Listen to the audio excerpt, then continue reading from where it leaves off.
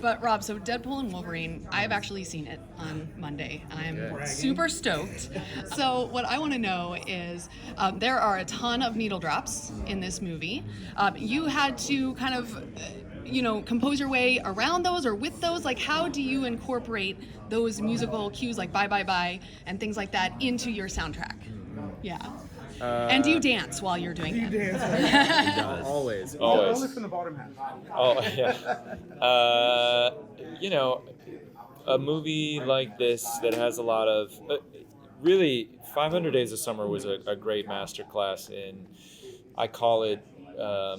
you want the score to kind of feel like it's living in the same clothes as the pop song. So it's like coming from the same closet. So they're complementary aesthetically.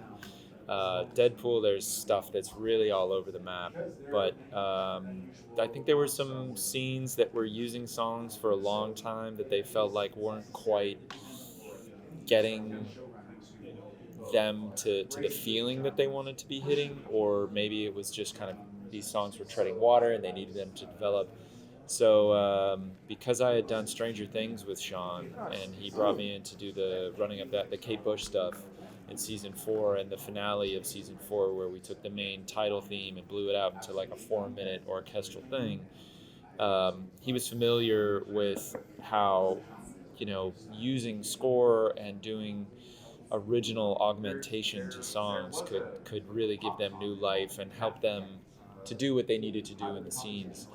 So Sean asked me to do that with some pretty fun songs, and it was crazy getting stems for Like a Prayer, right? I mean, I feel like that's maybe the most valuable thing in my hard drive. Yeah. I have November Rain all stems in my hard drive. Oh, wow. We need to talk. Yeah. What does stems mean for the label? All the separate tracks. Oh my god. So Axel Yeah. and Slash and everybody. Wow. Yeah. Vocal, bass, And that drums. That's a good music cue that was used. Yeah, thanks. No, it was super fun. It was Nice. great fun. Awesome. Deadpool's very chaotic, and yet if you match that chaos musically, it would be too much. Was there a deliberate attempt to slow that down musically to balance that, or? I have to hand it to Sean because he really had an emotional North Star for the film, and he's an emotional filmmaker, and that's, he wants to make warm films. And if it was left to me, I think it would have been much more ADD. Would have been like really fucking crazy hyphy, funk, hip hop, weird heavy metal shit. Yep.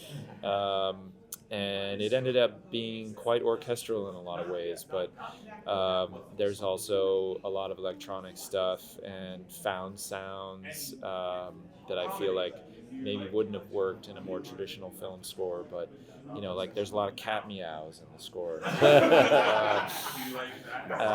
And some like fail video sound bites that I was able to just weave in there and have them sound like sound effects. Right. So but I think Sean really kept the anchor of emotion in the film, and it's a real there's emotional moments between Wolverine and Deadpool. So yeah. Rob. Well, hi. How are you? Great. Tell us about yourself by naming 2 movies that you love. I'm going to say 2001. Ooh, okay. Because I sometimes have days where I feel like I start as a primate and end as a cosmic child. So, how does it feel to have the weight of the Marvel theatrical future placed so solidly on your shoulders? Tell us about that. How's that feel? It's up to you, man. You gotta save the company's going down or up on your shoulders. What's happening? Ace. Well, you've felt that a number of times. Yes. I'm sure.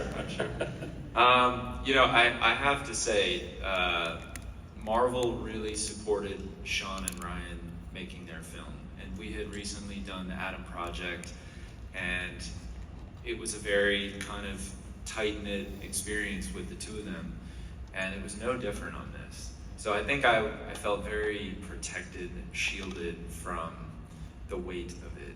And for me,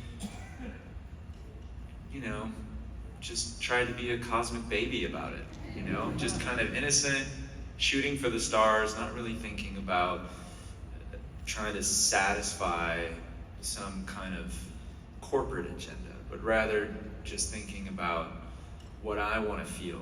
And the film was just so, it's hilarious. I mean, it's exhaustingly funny.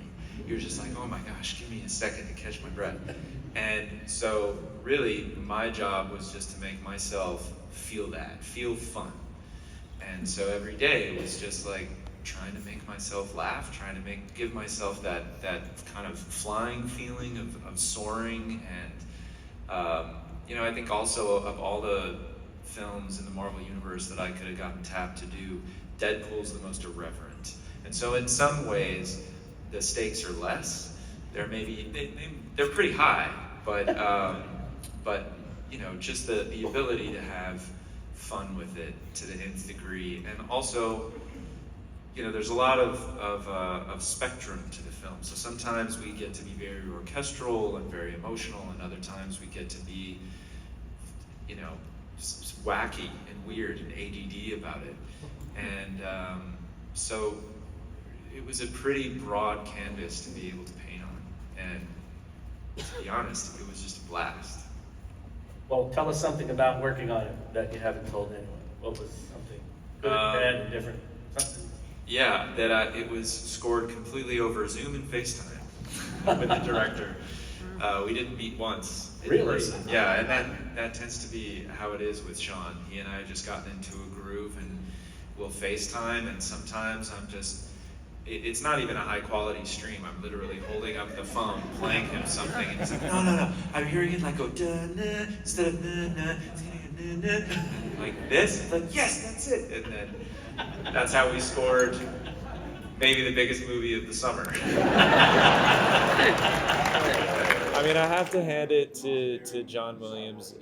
My first memory of my life was being in a drive-in theater and hearing Luke turn on his lightsaber for the first time. And I remember that sound design coming out of the little brown speaker outside the station wagon, and I was like, oh. And the theme of, you know, when Luke, the binary sunset, the cue that plays when he watches the two suns set, you know, there's no dialogue. It's just, it's a guy looking at the sunset, and I was just filled with inspiration, and it you know, music can create depth within you. It can help you recognize things in yourself that you didn't even know.